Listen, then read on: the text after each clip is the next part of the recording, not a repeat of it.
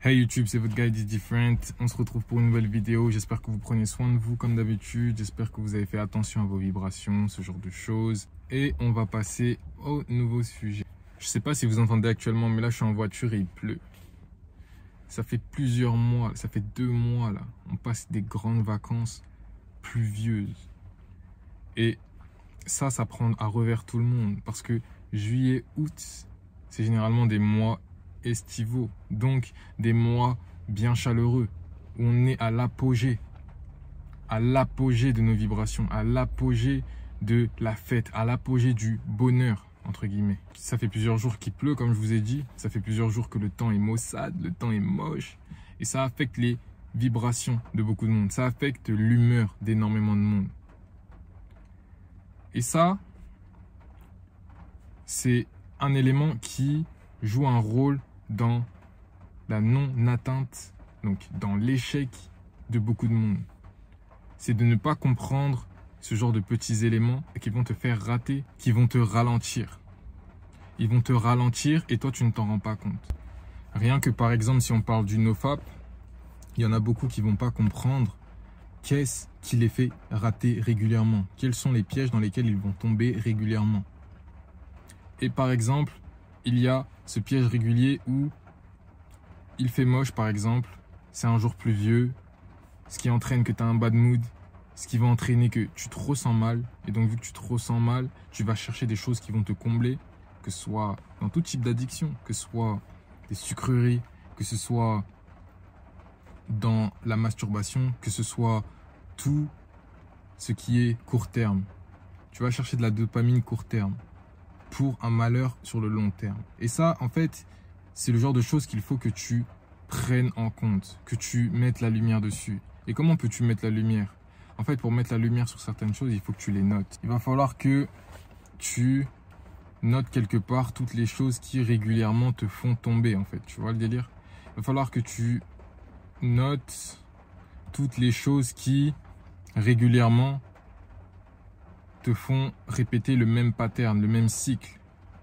Si, par exemple, aujourd'hui, tu as eu une mauvaise journée, tout ce que tu attends, c'est rentrer et manger du fast-food, aller sur un site porno, du corn, consommer du corn.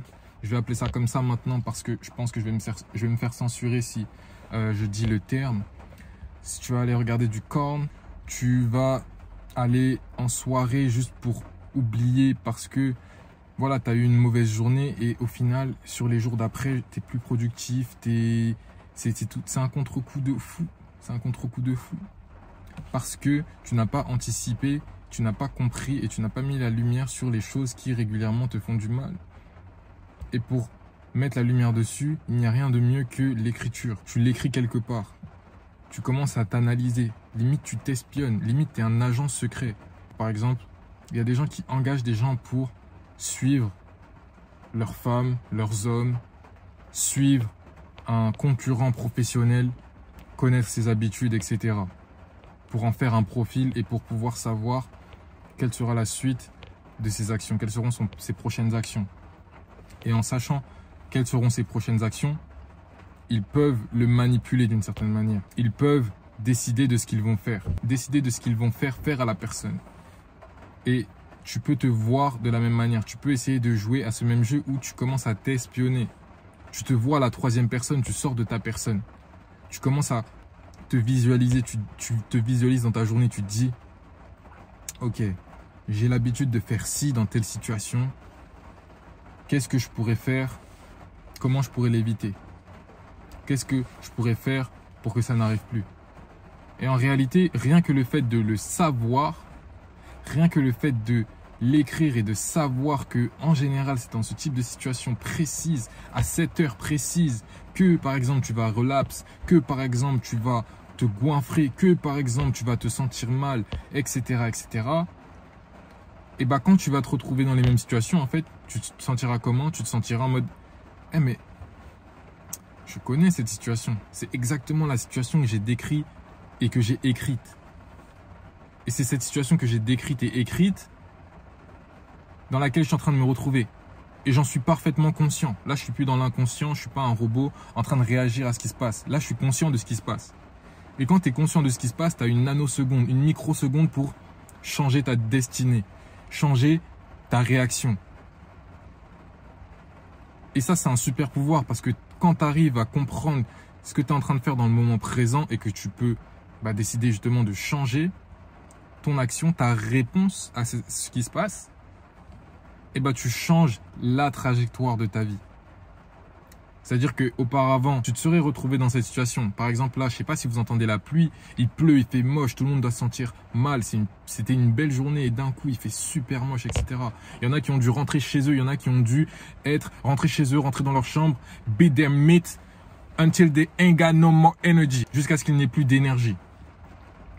Jusqu'à ce qu'il n'ait plus d'énergie, jusqu'à ce qu'il n'ait plus rien, jusqu'à ce que ce soit des zombies. Et il y en a d'autres qui ont compris, qui ont noté et qui ont pu changer ça. Qui ont pu se dire « Non, je ne vais pas retomber dans ce même schéma parce que ça ne m'apporte rien. Là, cette pluie, elle est passagère. Ok, c'est comme ça, la vie est comme ça. Il ne fera pas toujours beau, il ne fera pas aussi toujours moche. Donc, je ne me sentirai pas aussi toujours bien et je ne me sentirai pas non plus toujours mal. Donc, ce n'est pas parce que je me sens mal pendant 5 minutes que je vais aller rentrer dans ma chambre, beat my meat, watching Korn, et commencer à me ressentir comme une grosse merde pour des jours et des jours. Perdre tout l'effet cumulé de ce que j'ai gagné pour des jours et des jours. Manger de la merde et me sentir mal et aussi avoir un physique de merde pour des jours et des jours alors que ça faisait des jours et des jours que j'étais en train de commencer à le bosser. Commence à traquer sérieusement quels sont les schémas récurrents qui arrivent, que ce soit des schémas de pensée ou des schémas environnementaux. C'est-à-dire dans quel type d'environnement tu vas te retrouver généralement avant soit de relapse, soit de faire quelque chose qui est à l'encontre même de ton objectif. Est-ce que tu vas douter, tu vas avoir des pensées du style « j'en suis pas capable, je n'ai pas le niveau, je suis nul, je suis une merde, je suis chelou, je suis bizarre, etc. etc. » Tu vas te saboter avec des femmes, par exemple, tu vois.